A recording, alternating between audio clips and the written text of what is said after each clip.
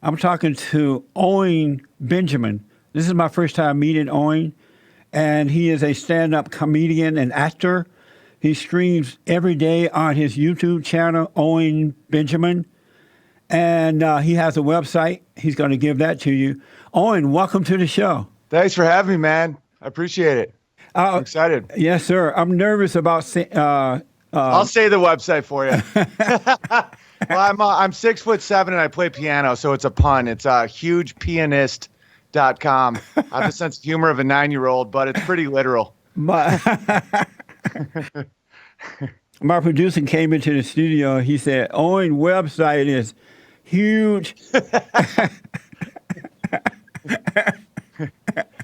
And I'm like, I'm not saying that on the show. Yeah, cause I've played piano since I was a little kid, and the word always cracked me up, and it still does. As a 38-year-old man, I still laugh at it. I'm telling you. I wanted to ask, what type of person are you? How would you describe yourself? Whoa, that's intense. What kind of person am I? How about this? I hope good. I'm good? Question mark.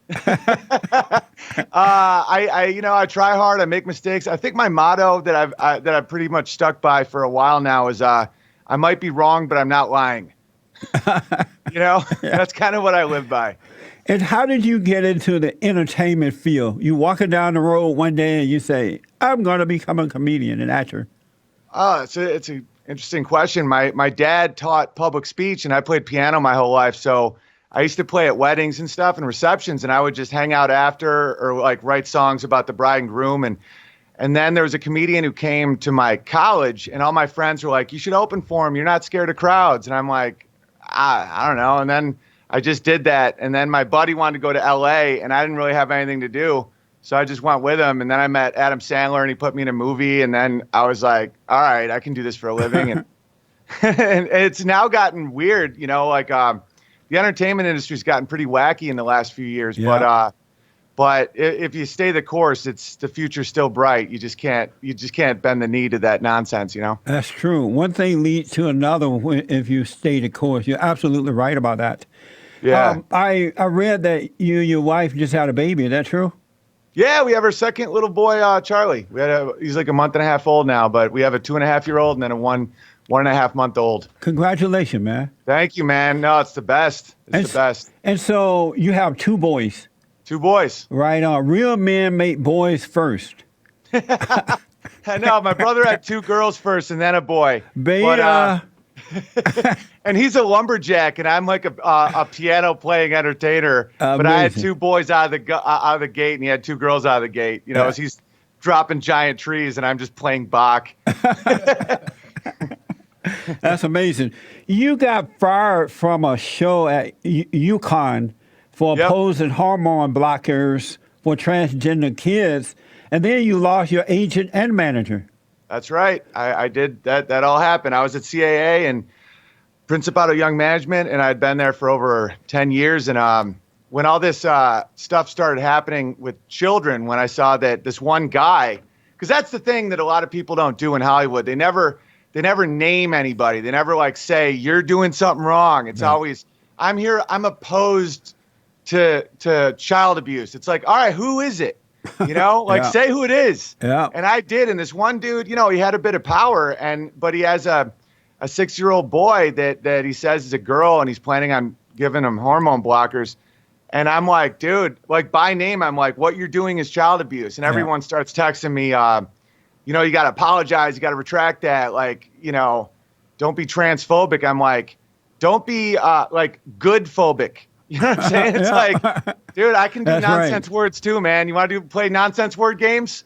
And so I didn't withdraw that. And so my agent said he couldn't rep me anymore. My manager couldn't rep me anymore. And I started doing tree work again because that was one of those moments in my life where it was the right move or money, because I lost a lot of money from that, but I wouldn't be part of a system that hurts kids. It's one thing if adults are doing nonsense games, but you can't inflict it on the kids. And so, but out of that, my career is okay. It's actually more fun now because it's more independent, and I don't have to go on stupid auditions to be something I'm not, That's right. Why do you think the people of the truth or on the side of good given to the children of the lie? Explain. Sorry, can you explain the question? So the people of the truth given to The children of the lie. When you made that statement about the hormone blockers, you were Yeah. right about that. Yeah. Why did your agent and manager cower down to the pressure? Because I think that evil, that hedonic treadmill, has to go towards abuse, and what they're doing is just complying. It's all about compliance to the group. It's why zebras have stripes. It's not to blend into the Serengeti. There's no stripes in Africa in the bush. Yeah. It's to blend in with each other. Because Yeah. when the zebras are together, a lion can't pick out one zebra to hit. That's why if you mark one zebra, they get hit. And so these zebras all have to huddle up, and they're like, Caitlyn Jenner's Woman of the Year. It's like, what? And so it's almost like being in a cult where it's compliance testing, purity testing, where it's like, say there's 4 lights. It's like there's only 3 lights. It's like, say there's 4 lights so you don't get any candy. Yeah. And you're motivated by the simplest, dumbest stuff, like attention, approval, money, and excess money doesn't help. And that's not BS either. Like when you say that to people, and I've been super, super broke, like there's a difference between 0 and a little. Trust me, I know. But like after a certain point, there's no return on investment. You just become addicted to that morphine drip of lies. And I saw that firsthand. The problem, Owen, is that a lot of people on other side of truth have become intimidated, and they are afraid. So they shut down and don't say anything. And as a result, the children of the lie, excuse me, let me have some water, James. And the children of the lie are the liberal media, the Democratic Party, the Rhino Republicans, and others. They are afraid to speak up. I mean, look how they're going after the great white hope, Donald Trump, for speaking up. They try to shut you down. Well, yeah, because their weapon is shame. And so the reason they hate Trump so much is his lack of shame that's used to control. It's know thyself. So it's like I could do provocative jokes that have to do with race and not have any shame because I know I'm not a hateful person. That's and when right. you know that, you're free. And so that's why I see a lot of these liberals that are like, oh, don't say that. It offends people. It's racist. I'm like, but you know it isn't, though. And it's like, but I don't know. I'm like, I know. That's right. And so I'm not going to, I know myself. I can do 3-hour live streams and riff because I'm not scared something's going to come out, That's why some of these politicians and some of these Hollywood people can't riff. They sit on this couch for 4 minutes and it's like, and the guy's like, so I hear you don't like pandas. And they're like, how did you know? So anyway, and it's all lies. Yeah.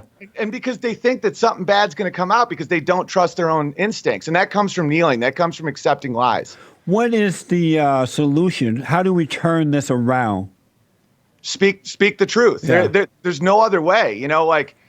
Sometimes people ask me, of these grand gestures that we could do, or how do we fight it, or how do we create? It's the only way to beat it is so simple, and it's so hard too for people that just speak your truth. Yes. And if you do that, God wouldn't have burned Sodom and Gomorrah. You know what I'm saying? It's like all he needed was what, 10? How many honest men? They started out with 10, and he said, okay, if we can find 1. Right. Yeah, he was like negotiate. He's like 1. Yeah. And so that's so true, man. And like this experience has brought me closer to Christianity, to be honest with you, because it's like no other book really captured it. That's right. It's a bit of a handbook to get through real demonic stuff. And I think it's a lot easier to not be religious or not be into God or thinking about it if you, don't have children, and also if you're not going through something where you're really being tested. Like you start feeling your soul because you realize it's threatened. That's and right. You're like, oh, no way, I have a soul. I didn't know that because I wasn't being threatened by demons. That's amazing. And so you are a Christian? Yeah. Were you raised Christian? I was raised Catholic, which that can send you on a bit of an agnostic line for a while if you're not, because Catholicism, I'm not anti-Catholicism, like I'm not knocking the faith, but it almost seemed like I'm really close to this dude, Steven Crowder. I don't know if you know Steven Crowder. Oh, yeah, I do. Yeah, he's my boy. And right. So he can quote all these verses and what it means to him, and his dad and him are talking it out and like the truth about it. And I'm like, I put $1 in the basket, bro. I'm in, you know, and like how the Catholic Church didn't challenge us as much to have that personal connection, but I still got those values that fortunately kicked in when I needed them. In my 30s, I was never an atheist, but I never thought about it. You know, it was kind of like abortion. Like, I didn't realize I was so anti-abortion until I had a pregnant wife, and I was so close to life. You know, I'm like, oh, this is horrifying. Yeah. You know? I noticed that a lot of ex-Catholics turned atheist. Yeah, and I wouldn't let that happen. I wasn't going to let I wasn't going to let a few corrupt priests and a corrupt institution, because my town got some pretty bad stuff, you know. I wouldn't let them keep God from me because of that. Like, I learned to see evil in institutions and evil in man, and that's not the same as God. And because I didn't want to keep it from my son and my children moving forward. Good for you, man. Can I hold you over a little longer? I have a couple more questions. Oh, yeah, for you. man. Okay. Yes, great. Right. Owen, we have my nonprofit organization hold a men's conference on Father's Day every year. And we tried to get you last year, but this year, but your schedule was too busy. Hopefully, not to put you on the spot. I'm in, man. I'm in. Yeah. No, man, I love what you guys are doing. I'm in. That sounds awesome. All right. Well, we'll get you for next year then. The Lord is willing and the creek don't rise. Yeah, I love when there's like real charity events that I can validate. Oh, you know, okay. I've been a part of some that I'm like, is this some kind of like Clinton Ponzi scheme type thing? and then I'm a part, like, you're such a genuine guy, obviously, and like that like something that actually can help people, like rebuilding the family. Like, yes. I'm all about it. I'm in. Like, I'll turn down any gig to do your gig. Right on. Well, let your people know that my people will be contacting your people. I got no people. It's just me. My people bailed on me when I said kids can't be trans. And so now I'm just like, I don't want people. That's right. I don't blame you. I don't want handlers. You were banned from Twitter for calling out David Hogg for campaigning against our Second Amendment. And to me, that's insane. You have a right to say, hey, I support the Second Amendment. I support it. Why were you banned from Twitter for saying that? Well, it was a false representation of what I was saying, and it was so egregious and so obvious that it's just, that's when I really started seeing that leftism is just absolute nonsense, where it's that postmodern, say whatever you can, manipulate any way you can. Because I said David Hogg hasn't grown, and I'll save your audience the word, but it has to do with, it's a type of hair that men grow at a certain age. So he has no right to tell me I can't defend my family. Right. So it's a joke, and it's obvious. And so the leftists and the blue checkmark nonsense Nazis started making it seem like I was sexualizing a boy. He was about to turn 18, and there was nothing sexual about what I said. Right. And they're the same people that are defending James Gunn with his jokes that are just insane.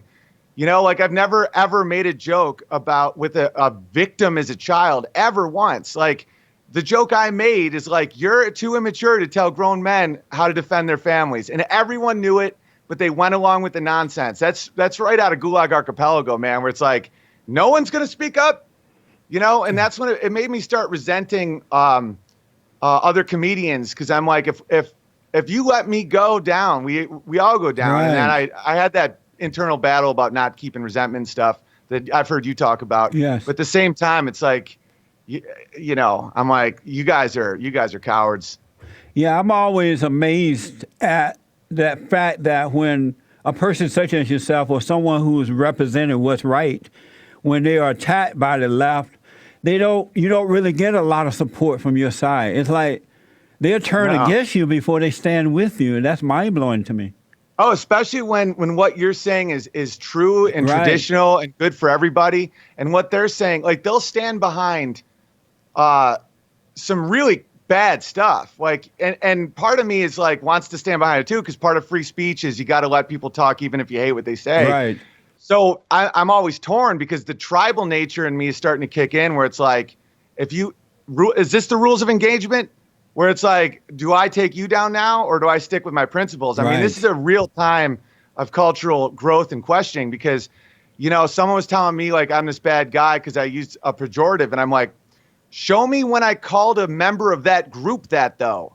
there's no example of that once. That's right. I'm just not going to eliminate a word. Like I was ironically just calling Justin Trudeau all these words because he was trying to ban words. And I'm like, there's no hate in what I'm doing, but you're still going to pull that. Yeah. And they were trying to get me to apologize for nonsense, and I wouldn't do it. And so I'm glad I never did, though. And I thank God that I reconnected with, I'm like, and my family and my awesome wife who love me even more for being honest. That's right. I'm lucky, man. But it's like what you preach is awesome because it's like women do connect to that. When you serve a higher power, when you serve a higher good, like they don't be that materialistic nonsense like really starts dying away, and you realize that like you can beat the propaganda BS that they're fed. That's right, man. I proved in my latest book, The Antidote, Healing America from the Poison of Hate, Blame, and Victimhood. That sounds awesome. Yeah. I'm reading that book. Sorry, go on. That's a great title. Go on, sorry. And I proved that racism does not exist, and it has never existed. It's a made-up word. And I was born on a plantation down in Alabama. I grew up under the Jim Crow laws. I had to work the cotton fields and things like that. And I never heard that word until the civil rights movement started. We were told growing up that and the scripture says it, our battle is a spiritual battle. It's a warfare between good and evil, right versus wrong. And it has nothing to do with you being male or female, never mind the color. It's a spiritual thing. And if we call it what it is, we can solve the problem. But as long as we're calling it racism, we're never going to solve that because it's an illusion. It's a physical thing, and it's not real. And but we have been controlled by that word, racism. It's crazy, man. And it's like, well, I hate to inform you, but you are a white supremacist. Yes. Like Candace Owens, they start calling her a white supremacist. Yeah. I'm like, it's gotten to this. Yeah. And what you just said is so true. And it's almost like the forces of good can use like in Genesis, like naming things, create them in a way where like when you breathe life with a name, but evil forces can do the same thing where you create a name and that takes away their personal accountability. Like, I don't know where this comes from. It might be Gulag Archipelago, but the line between good and evil splits the middle of a man's heart. Yes. And that's where it is. It's not in this tribal demographic BS. That's just a way we could create heightism and do the same thing. It's just nonsense where it's like the 6 ones and the 5 sevens have no equality. Like you could do it like that. Just create this Star Valley Sneetches. It's right out of Dr. Seuss. And so I'm so glad that you're spreading that because that's so true. Yeah. You just create a word and then you just have people become tribal around that word. Yeah, that's right. And the left is good at doing that. They come up with racism, sexism, homophobism, Islamophobism. Yeah, right. Islamophobia right after a terrorist attack. I know. Like I'll do these videos because that's the thing is I fight it with comedy where I because that gets spread pretty hard. I'll do the like these mockeries of it's time because the left is always like it's time for and then they just say something insane. Yeah. So one of mine was it's time to give our guns to Hitler, and I had like all the celebrities be like Donald Trump is Hitler, and then the same people being like give the government your guns, and we took it totally seriously, and I got a bunch of listeners to send videos where they're like it's time to give our guns to Hitler. It's like I don't know who to trust in this world, but one group I know I can trust is the government. Wow. It's time, and one of them was called "It's time to submit to tolerance," That's which amazing. is to point out the insanity of the quote unquote Islamophobia. We're talking about a proposed caliphate. Yeah. And it's like, okay, submit to tolerance. And I'm like, you guys they're magic spells. It's literally words that create nonsense. It's just like the good word creates good. Yes. These are evil incantations. It's like it's literally magic spells. Excellent point. And speaking of time, we have a minute left. Tell the folks how to get you. What do you need from the folks? What do I need from the folks? Well, I'm on tour in September, so hugepianist.com, and I have 3 self-produced specials that I got outside of Hollywood, also at my website, and you can see me at youtube.com/Owen Benjamin Comedy and at the Father's Day event, which I will be doing. Right on, man. God bless you, man. You too, my friend. And it's an honor to meet you, and we're going to have you back on soon. I'd love to. All right. Thank you, buddy. Peace. Yeah, you too. All right. Just imagine how great this country will be if men were like Owen. Brave, love what's right, speak up, good man, good husband, good father, and not afraid. Just imagine that. I haven't seen that in years, except for the great white hope. You got to start speaking up. You got to overcome anger so you can overcome fear and realize that our battle is a spiritual battle. It's a warfare between good and evil. It's not racism, sexism, homophobia-ism, Islamophobia-ism, or there be dads. It's either right or wrong, good or evil. And children of God should know this.